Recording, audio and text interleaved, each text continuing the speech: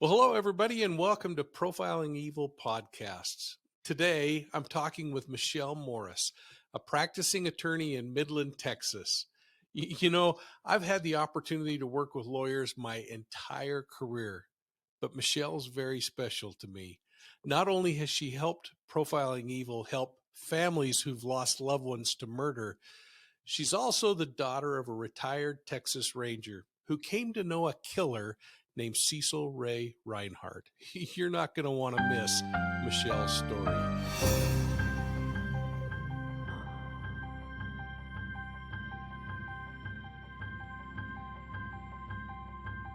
Michelle, welcome to the podcast, and thanks so much for being here.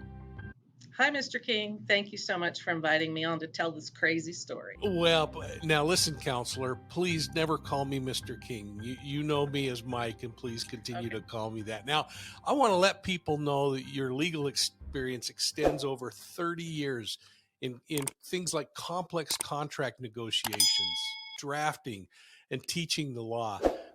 But the thing, again, that's really special to me is you've reached out and helped the Profiling Evil team on two different homicide cases. Why on earth do you do that? Well, I grew up around all people who wanted to help others, and so it's kind of a part of being instilled in who I am.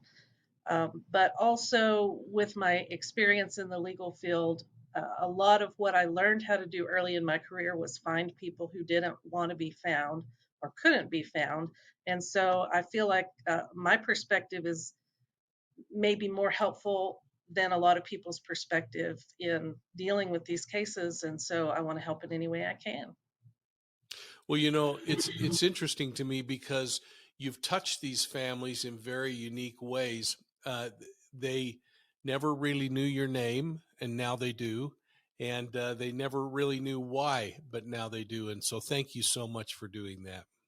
Absolutely.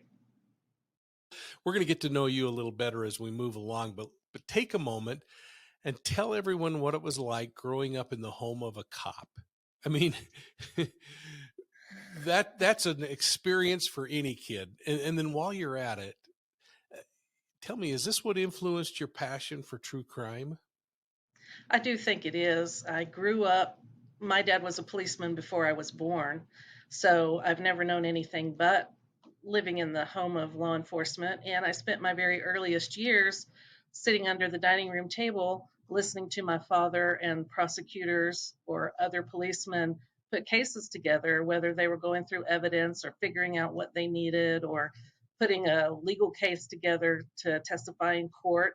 And so I announced to my parents when I was 2 that I was going to be an attorney. And I just have, it's been a goal all my life that was never a question that I would be involved in the legal field somehow.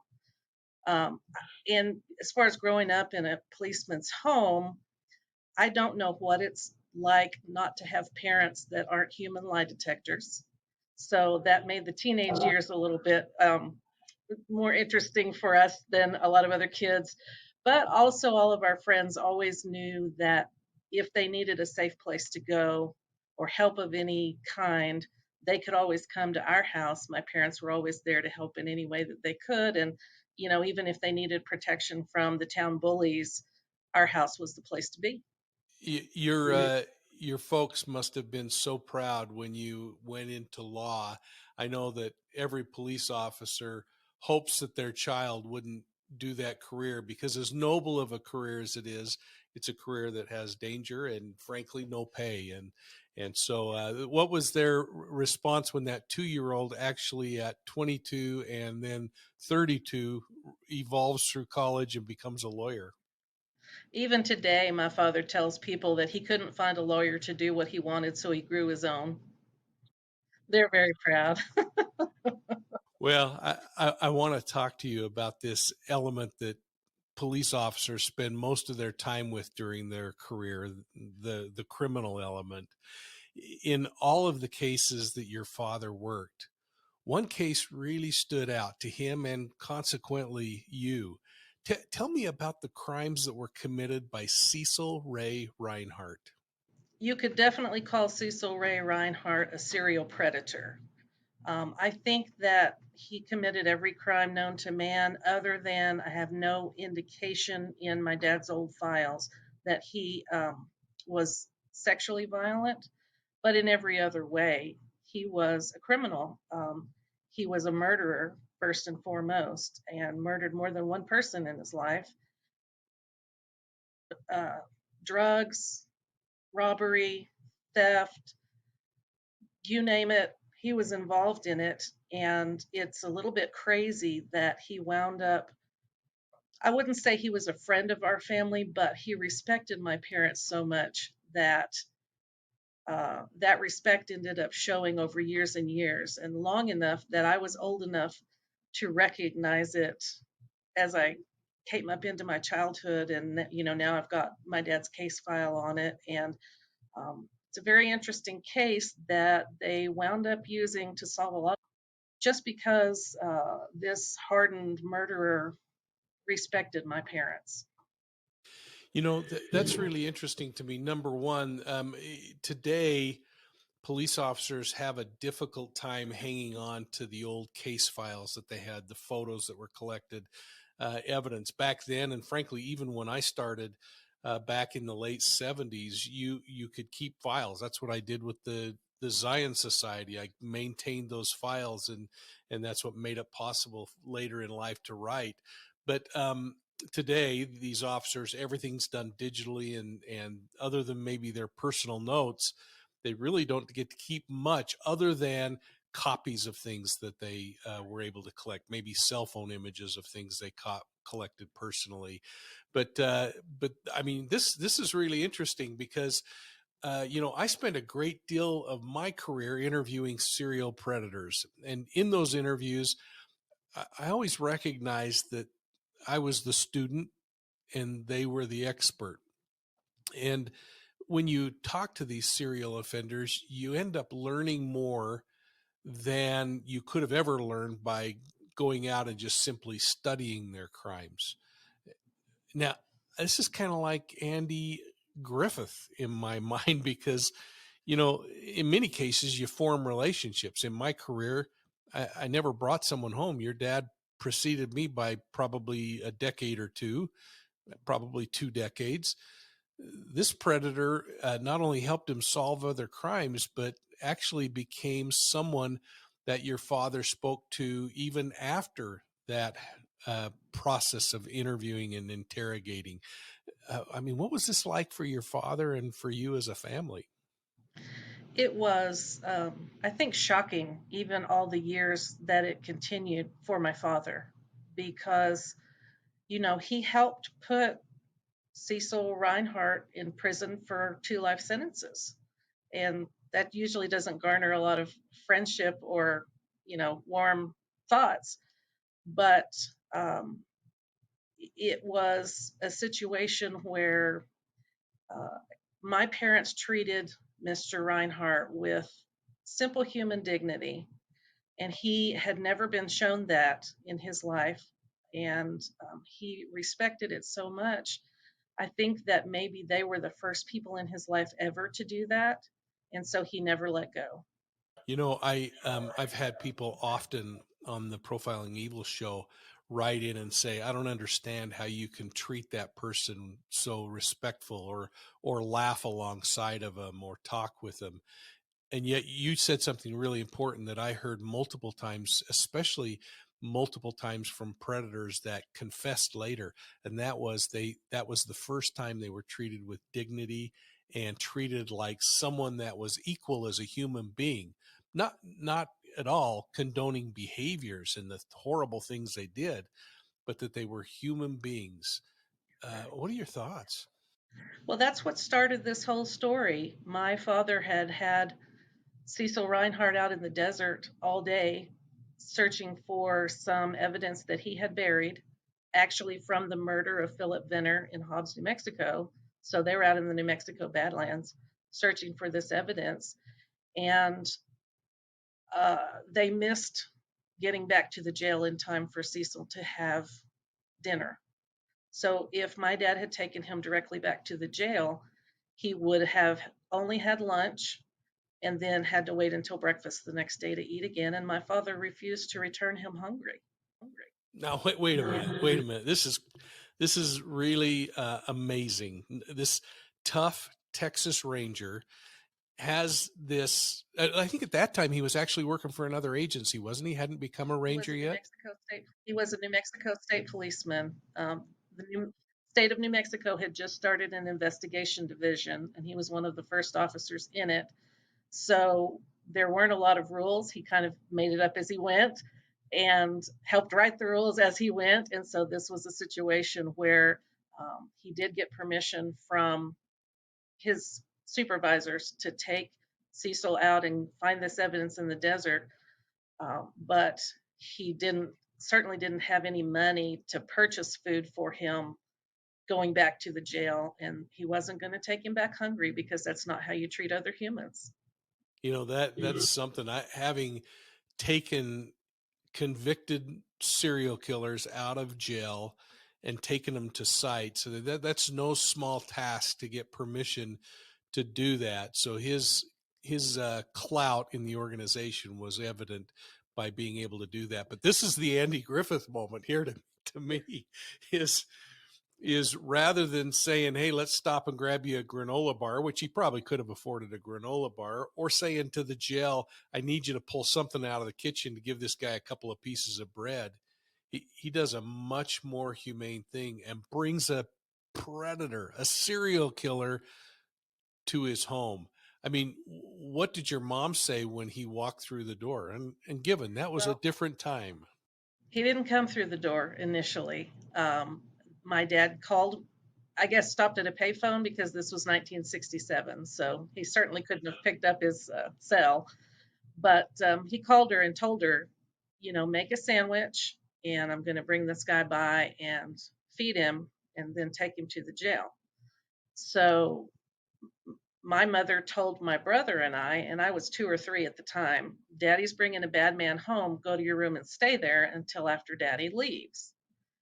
And then when my dad got to the house, they started to the door, and Cecil sat down on the porch, and he wasn't going to come in. So my dad called my mom to the door and said, just give us the food and we'll eat here, and then I'll take him back. And my mother said, absolutely not. I don't feed people outside on my porch. If I'm going to feed him, he's coming in and sitting at the table. Now was he handcuffed? I don't know. I don't know. He must not have been because of what happened next. Well, that's true. And what an amazing woman your mother must be. Well, Cecil broke down in tears and asked her, are you sure? I can't believe you would allow me in your home knowing the things that I've done. And my mother said, it's not that I'm allowing you, it's I'm insisting. If I'm feeding you, you're sitting at my table. Michelle, this is a little off topic. Is your family a family of faith? Absolutely. And that's one of the things I think that sort of engendered the long relationship um, through the course of the evening, the dinner that night, which couldn't have taken too long. But my mother asked Cecil if he had a relationship with God or if he ever knew about Christ. And he had no idea what she was talking about. And so she gave him a book called The Sword and the Switchblade, I think, something like that. And he read it and he told her that no one had ever said that they loved him in his entire life. And he couldn't imagine that God would love him. And so she had the opportunity to lead him to Christ and explain the love of Christ to him. And he made a commitment to give his heart to the Lord. And I think that that was one of the additional elements that engendered that respect. Folks, I'm talking with Michelle Morris. She's an attorney in Midland, Texas, but most importantly, she's the daughter of a Texas Ranger and a former New Mexico State police officer who brought a serial killer to their home. Now, we're setting the stage here, Michelle, because your father had this predator out working in the field looking to solve another crime. And because they stayed so late, he decided he had to just stop by the house and get him something to eat before he took him back to the jail. Your mother insists that he comes in and has dinner, which literally breaks this hardened predator down. Now, it's at that point when something after dinner's been had and cleaned up, a little 2 or 3 year old girl named Michelle Morris makes her move. What happened next? Well, I was supposed to be in my bedroom until Daddy left with the bad man. So when my parents looked up from, I don't know if they were putting the food on the table or clearing it off. Um, as a matter of fact, this was the time in life when what my mother had to offer was a scrambled egg sandwich. I'll never forget that. She told me that was all she could afford to feed him, but that's what she made. And they were clearing the table or setting the table or something, and they look up, and I'm standing next to Cecil Ray Rinehart holding a book and asking this hardened criminal, "Would you read me a story?" I'll bet your mother swallowed her tongue. She did. She said they both froze because they knew if he grabbed me and did something violent, they would have to do anything that he wanted to keep me alive. He was definitely the kind of person that didn't have a qualm about hurting a child. So it was a moment of panic for them. And I guess I was too young to understand panic. But he, looked, he looked at my mother with tears in his eyes and said, "Is it okay if I read her a story?" And I guess my mom probably swallowed hard and said, "I guess, but I can't leave your brother in his room while you get a story." So she went and got my brother and told him who was, let's see, he would probably have been 5 or 6 at the time, and told him he could stand next to the chair and listen to the story. So a murdering mastermind read me a story and then told me to go to bed, like my mother said. Do you have any idea what the story was? I have no idea. What an amazing thing. And the story that follows is even more amazing. But before we go on, I want to take a little selfish moment and thank everybody for supporting our efforts here at Profiling Evil. And folks, if you like the content we're putting out, I hope that you'll consider joining our channel memberships on YouTube. And hey, with the rapidly approaching holidays, I want to make sure you're aware that we have a special going on my 2 latest books. You can order a signed hardbound copy of Deceived, an investigative memoir of the Zion Society cult, and She Knew No Fear. You'll get $20 off the normal price, and we're really excited about the special offer. And we hope that you'll check it out at profilingevil.com. I don't know if you've had a chance to read Deceived yet, Michelle, but Deceived chronicles my investigation into a ritualistic cult that destroyed an awful lot of lives. This self-proclaimed prophet would eventually die in prison, but the ramifications of that group would injure their lives for decades. Oh, I was just going to say, I'm sorry, you didn't ask me to say anything about your books, but I want to say that I've read them both and I've purchased multiple copies of both, and they are absolutely fascinating and wonderful to read. And the reason that I've purchased multiple copies of Deceived is that I know several people who work in the area of human trafficking. And I feel like that book gives a very close look into the mind of someone involved in human trafficking. And I think it's an important read for anybody who thinks that might be a place where they want to volunteer their time. Wow, what an endorsement. Thank you so much. Well, folks, if you like cold cases also, make sure you think about She Knew No Fear. It's about a 130-year-old investigation into Jane McKechnie Walton's frontier murder. It's a murder that I solved. And the thing that's so special to me, Michelle, is that Jane's my great-great-grandmother. So I really think people will like that story a lot. But let's get back to our discussion with you, Michelle Morris, a longtime attorney who stared a killer in the face as a child. In fact, it was you who moved this killer to tears when you snuck from your bedroom to the family room where your father had just finished feeding a killer that he'd taken to look for evidence in another crime. Now, Reinhardt broke down, and I mentioned it before. You talk about an Andy Griffith moment. This is the moment when your mother, Aunt B, fed him dinner and changed his life. I mean, how did your mother and father react as they watched this thing unfold?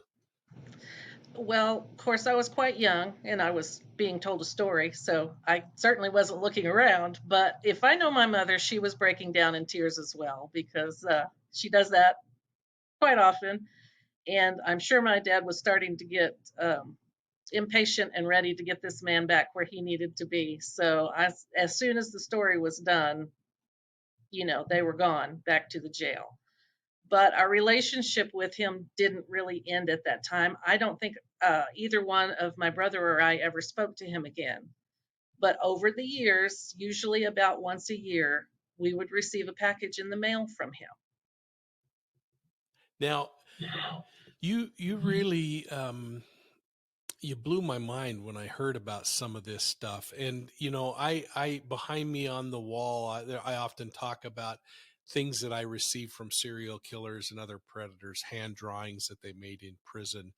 And people wonder why you'd again keep something from someone that did such creepy things. But again, it's this thing about human relationships and being decent.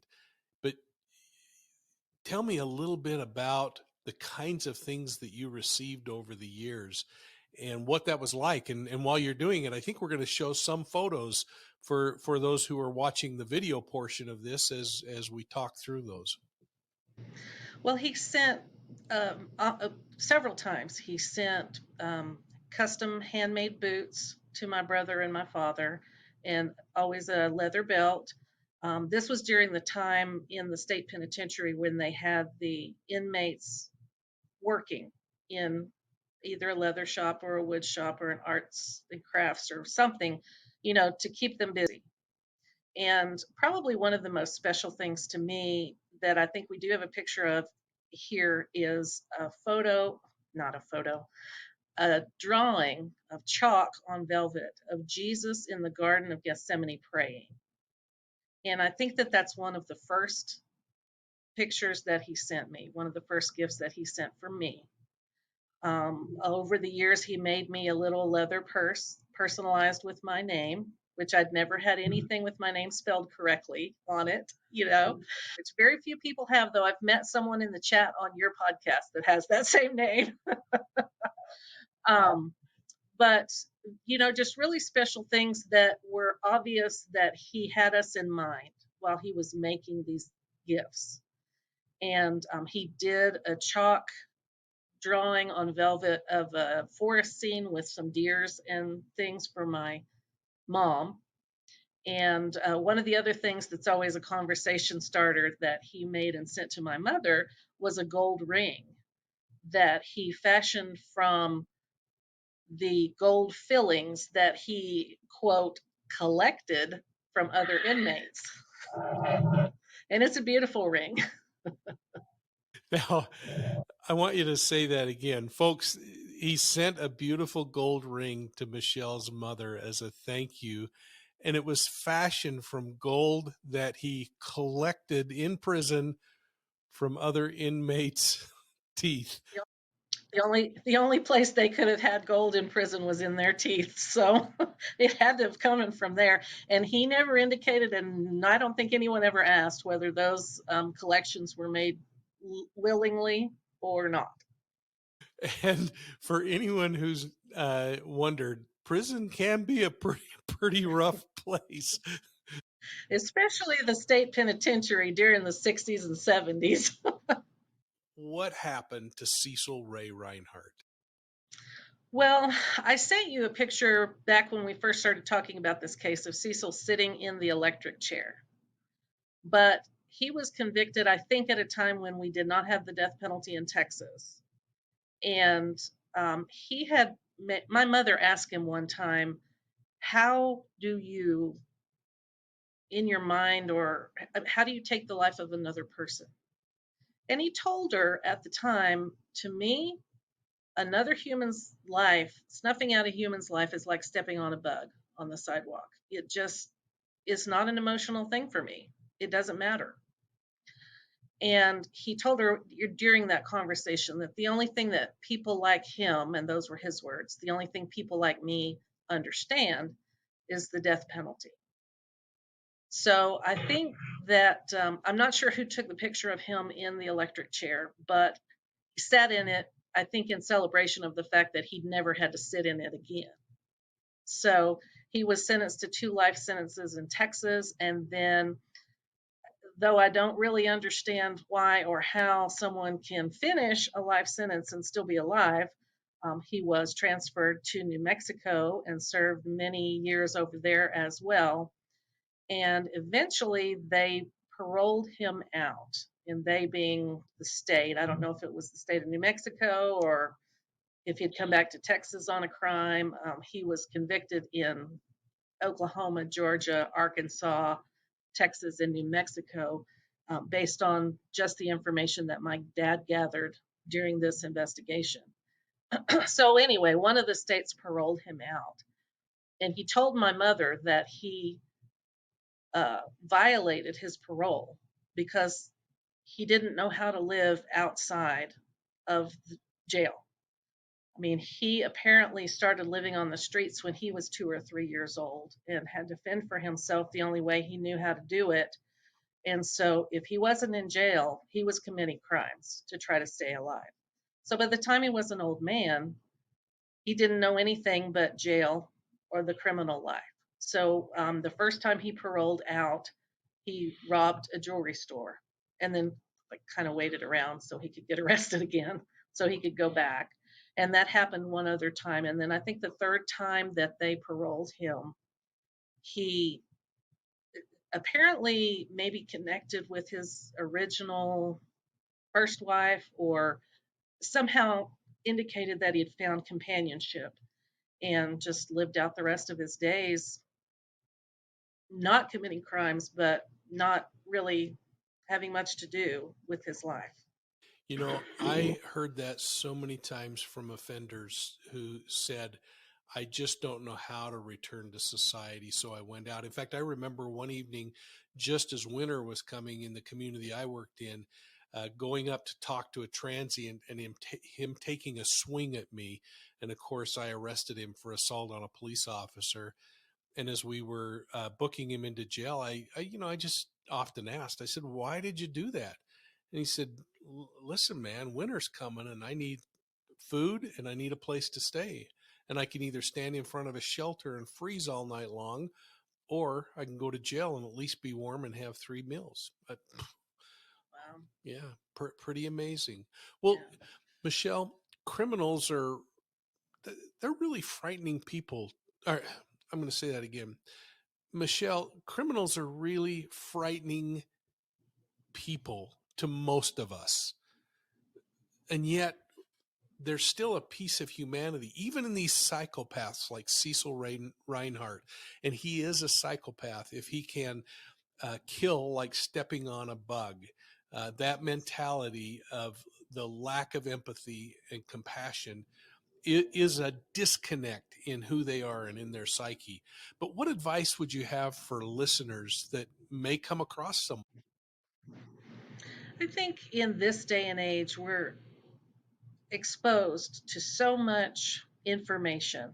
It's hard to remember that a lot of these people, we don't know what's happened in their past. We don't know the kind of life they've had. We don't know what has caused the hurts that compel someone to commit a crime. Maybe they do it just because they're a mean person, or maybe they do it because they're 50 years old and no one's ever said, I love you. It doesn't excuse what they do, but they are still human. And in the long run, in the biggest scheme of things, every one of us is an image bearer of God.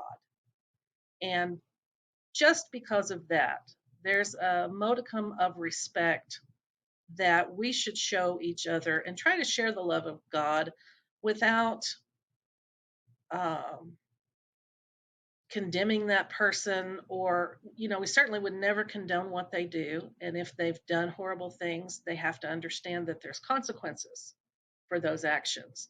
But that doesn't negate the fact that they're human and God loves their soul. Michelle, did you ever do criminal defense work? Yes, I did. When I very first got my law license, I was hungry and pregnant. And so, very disappointingly to my father, I took on a few criminal defense cases, and I don't took know it if you very say that seriously. disappointing to your father tongue in cheek, because I don't see even there anything finer than a human being could do than represent offenders in crime. They have to do exactly what you said. They have to face justice. There has to be consequences, but they have to be represented so that the Yes. system doesn't somehow abuse them. Right, right. And that was my mindset, my attitude when I was a defense attorney was, we have to uphold all corners of the system. And if we're going to convict this person of a crime, we being the larger population, the public, then it needs to be done properly. And that's what the defense side of it is all about, making sure that the police do their job properly and the courts do their job properly so that you can put your head on the pillow at night knowing the people in jail belong there. Uh, So Michelle, how did this serial killer, this incredibly violent criminal offender, Cecil Ray Rinehart, impact a hardened Texas Ranger and a little girl who became a lawyer? I think that the first and biggest takeaway was something my father must have already known, and that's that everybody deserves human dignity. And whether you like them, whether you approve of them, whether you know nothing about them, just making sure people are fed and clothed. People deserve that just because they're human. And so that was a life lesson that my parents modeled to me by the way that they treated somebody that my mother described as a bad man, someone that none of us would have ever wanted to meet outside the confines of a prison, though my dad took him places and did investigations with him. The rest of the family wouldn't necessarily have been safe to have met him on the street before that first interaction. And people that would have met him on the street after my dad's investigation would not have been safe had he been allowed to go back into society anytime soon. So I think that my parents, I'm very appreciative of the fact that my parents modeled that lesson of human dignity is something that you can always offer, regardless of whether you agree with somebody or approve of what they do. So Michelle, what are your thoughts? I mean, should a person like this get out of prison when they've committed a homicide? My opinion is that they should not. If they're sentenced to life, they should finish their sentence when their life is finished. Um, Someone who can just, without giving it much thought, take the life of another human doesn't belong in the public realm with women and children and people that aren't like that and don't recognize that in people. And so if the law carries a consequence for breaking the law, then that should be enforced to the fullest extent, in my I would opinion. have to agree with you as one who worked in this profession, who came to know and like certain pieces of personalities that I dealt with, including certain pieces of even serial killers. There's no way I ever wanted them to leave the prison. I don't think that a lot of those people can be rehabilitated. I think that there's, like you said, a mindset for murder that can't be withdrawn out of a person barring a miracle. And they can experience the. Well, there you go, folks. I hope you'll take some time and go look up Cecil Ray Rinehart and learn what you can about him online. I want to thank my special guest and my friend, Michelle Morris, for sharing this amazing story. Isn't it something what a little 2-year-old could do to a hardened criminal? And Michelle, I really attribute the changes in his life to what you did on that day. So thank you. Well, thank you for letting me tell this story. I thought it might be somewhat entertaining, and it's certainly not something that your average person out there has experienced. I would say it absolutely is not what your average person has experienced. Folks, I want to thank each of you for supporting us here at Profiling Evil. Remember, you can find us on YouTube, Instagram, Facebook, as well as all of your favorite podcast platforms. I hope again that you'll consider subscribing, and we'll see you all soon at the next crime scene.